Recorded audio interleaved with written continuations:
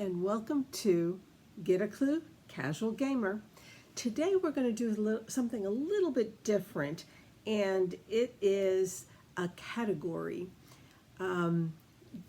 I love history, and so I have been drawn to games that have something to do with history, even if it's just a painted on thing like, Seven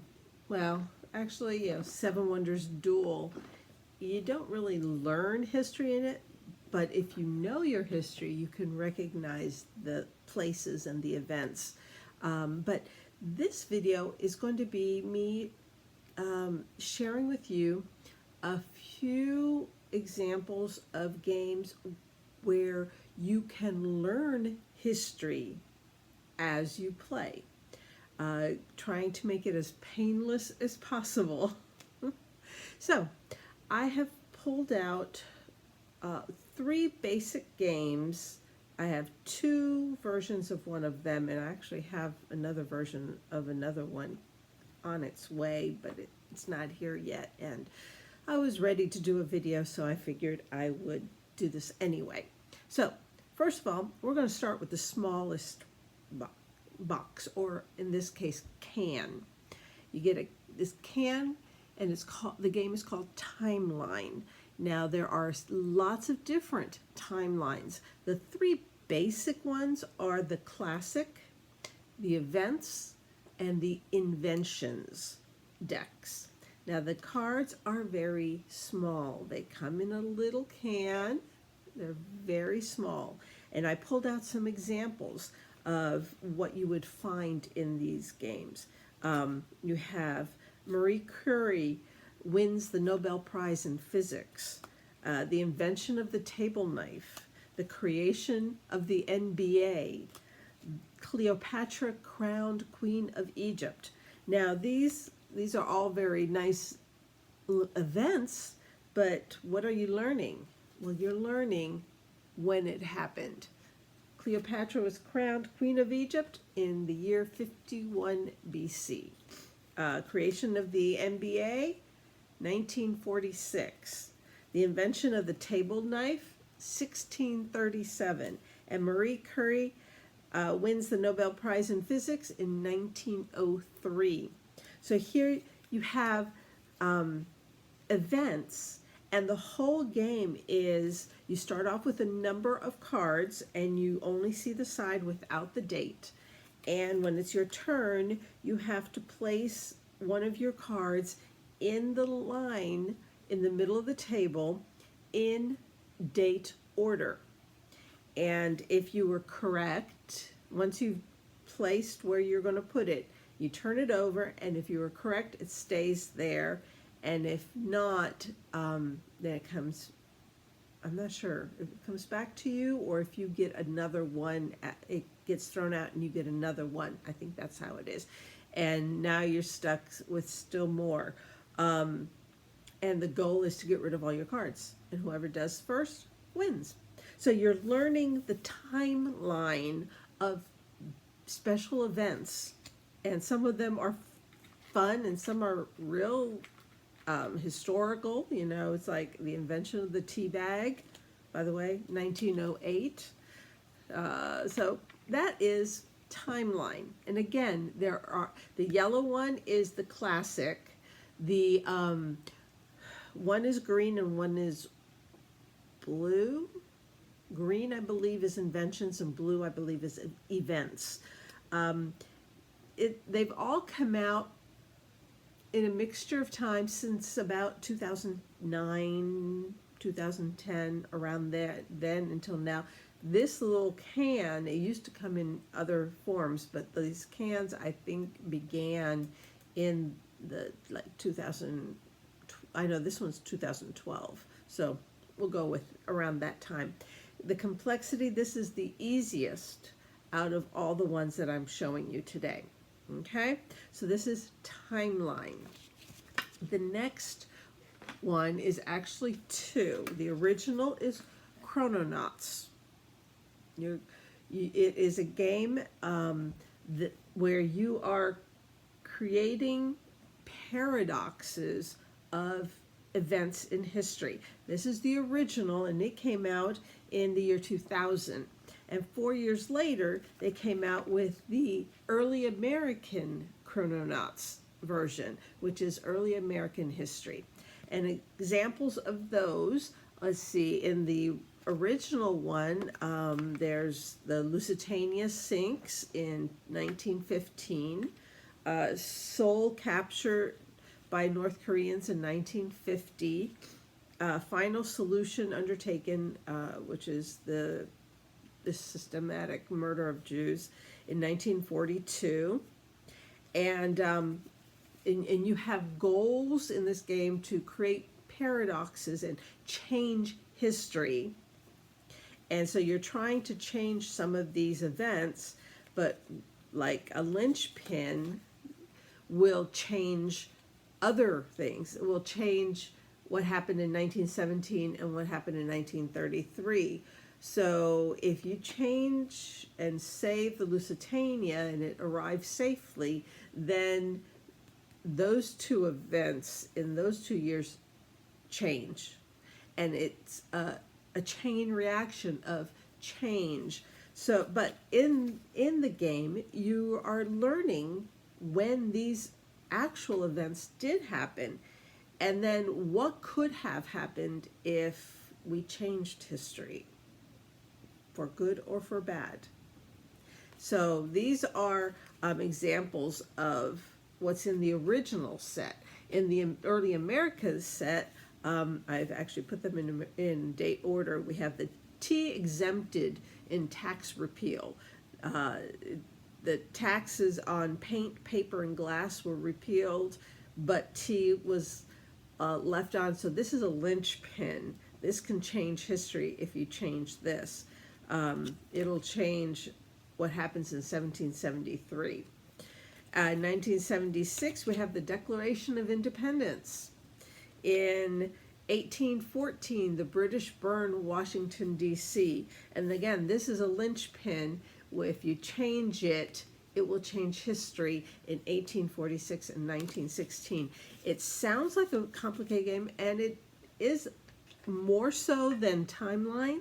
Chrononauts is a step up from Timeline, but it's more of a puzzle of how can when you get the game, each player has a goal, and they're trying to keep certain things going and certain things to change. And so they have to work their cards to change what they need changed and not change what they don't want changed.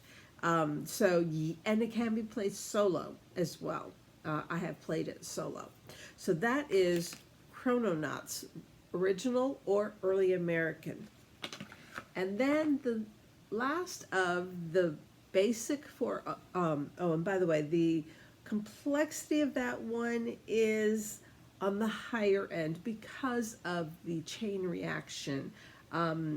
It would definitely be one to, it wouldn't be good for little kids, but for high school level, you should be able to easily do this, and the puzzliness of it, and learning how chain reactions can happen in history. I did not mention that Timeline plays in, manufacturer says 15 minutes. I say 15 to 30, depends on how good and how many people are playing. But it's not a heavy game, it's an easy game. Chrononauts is about a 30-minute game, and I would say 30 to 45 minutes. It depends on how quick you are in making decisions about these changes. So 30 to 45 minutes. This next one is called simply Chronology. Chronology, the game where you make history. And this game is actually in between these other two games in complexity. It's not a very complex game. Again, you're trying to win this game. You have to win 10 cards, okay? And to win them, you have to decide in front of you, not in the middle of the table like in Timeline, but in front of you with Chronology. you are going, one person will read the first card and say, the first windshield wipers are patented. They are hand operated by a lever from inside the vehicle. Now you have to decide, is that before, after, or in between the cards you already have in front of you? Just so that you know, that was in 1903. Just to let you. Then the next person says, Cy Young pitches the first perfect game in American League Baseball history. He does not allow a single batter to get on base throughout the entire game. What year was that? That was 1904. So these kind of, oh, actually this one's more of a tragic one. The SS Slovenia becomes the first ship to transmit the distress signal SOS. What year was that? 1909. So if you had put these in that order, you would keep on, you would have 3 already. So that is chronology. You're trying to figure out, let me pull one from in the middle and see when it is. Barbed wire is patented by Joseph Glidden in what year? 1867. Barbed wire. So there you have it. That is basically chronology. You're trying to, when it's your turn, you're trying to win the card to add to your timeline by choosing the correct place in history. And by doing it, you're learning a little bit of history. So that is chronology. Now, I have a couple honorable mentions. The first one is called Watergate, and I do not own it, but it is very interesting. I am of an age that I remember being very frustrated with television in my middle school, junior high years, and early high school, because they were showing the Watergate trials on TV all afternoon when I got home from school and I wanted to watch my shows. And this is before cable, this is before VHS, I am old. But I remember the frustration. I was young, but I was like, can they just get over these stupid trials? But Watergate, the game, is on the higher end of complexity in the casual category, 2.26, and I go up to 2.5 in this category. It is a 2-player game. Came out just a couple years ago, well, in 2019. One person plays the Nixon administration and one person plays the Washington Post journalist, and they each have a different way to win the game. One, the Nixon administration has to make it to the end of the presidential 4 years, and for the Washington Post to win, they have to correlate 2 informants and have them somehow attached to the Nixon administration. And so, yeah, so you're very much learning about the events that occurred during Watergate, and trying one or the other side to win. I have one other mention, and the caveat for this is outside of the casual category. So if you don't even want to hear about it, subscribe, click this video, thumbs up or whatever, and you can leave now. But if you do, this game is very highly liked by people who've played it. It is also a 2-player game, and it is called Twilight Struggle. And by the artwork, you can probably tell what the struggle is between. It is between the United States and the Soviet Union. And it begins it's a struggle of the Cold War between 1945 and 1989, from the end of the Second World War to the fall of the Soviet Union. very timely right now, but it is a complicated game. It is a long game. Even Watergate was really like an hour long. Twilight Struggle, the manufacturer tells you it's between 2 and 3 hours. People who play it will say, yeah, forget that 2 hour thing. It's going to be at least 3 hours. So it is a long game. It is an in-depth game. One player is playing the United States and the other player is playing the Soviet Union.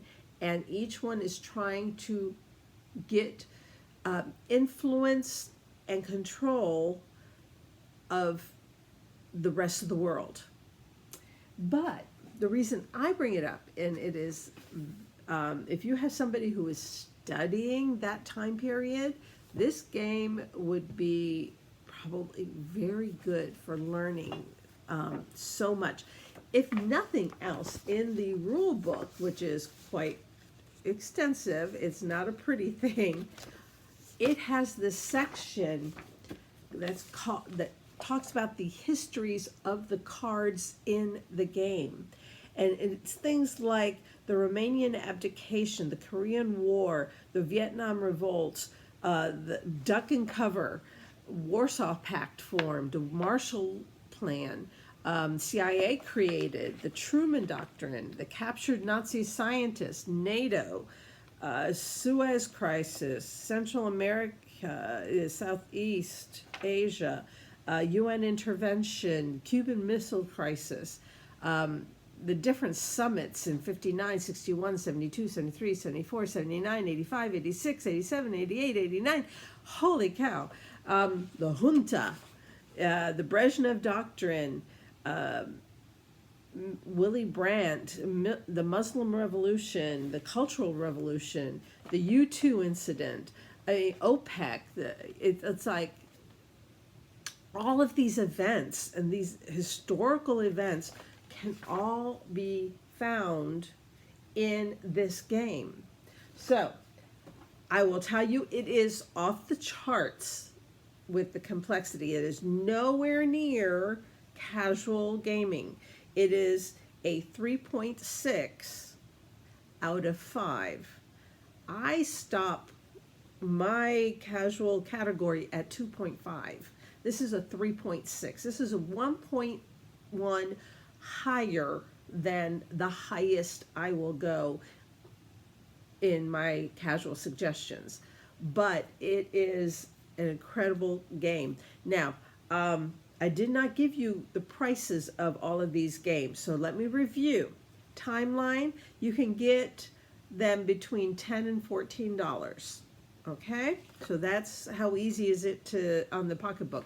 Chrononauts, right now, retail is about $17. So I would not pay, or maybe it's $20, and right now you can get the Early America one for $17. Somebody on Amazon is charging way too much for the original. They're charging $27.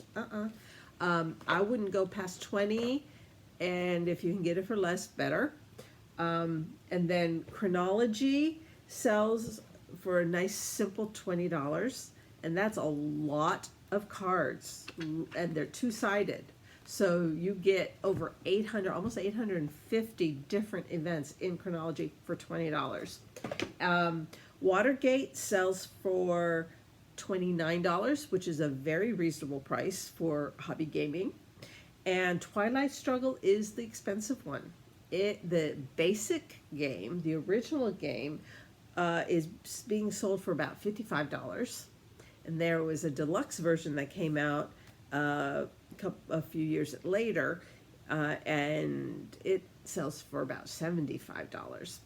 Personally, what I have is the original, not the deluxe, and it's fine. It's complete. It's all I need if I ever get it to the table, because it is much tougher than most of the people I play games with will play.